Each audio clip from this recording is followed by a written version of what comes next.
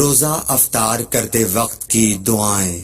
ذهب الظماء وابتلت العروق وثبت الأجر إن شاء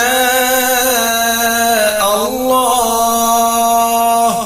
پیاس چلی گئی اور رگیں تر ہو گئیں، اور اگر اللہ نے چاہا تو اجر ثابت ہو گیا۔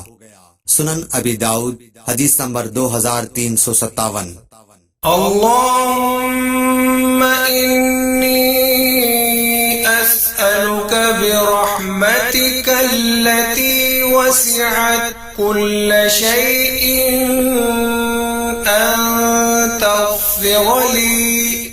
اے اللہ، بے شک میں تجھ سے تیری رحمت کے ذریعے سے سوال کرتا ہوں، جس رحمت نے ہر چیز کو گھیر رکھا ہے، کہ تو مجھے بخش دے۔ سنن ابن ماجہ حدیث نمبر 1753۔ افطاری کروانے والے کے لیے دعا۔ أفطر عندكم صائمون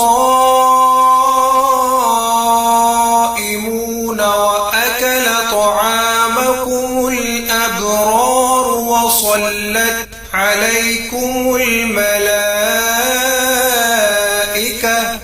روزے دار تمہارے ہاں افطار کرتے رہیں، اور نیک لوگ تمہارا کھانا کھاتے رہیں، اور اللہ کے فرشتے تمہارے لیے دعائیں کرتے رہیں۔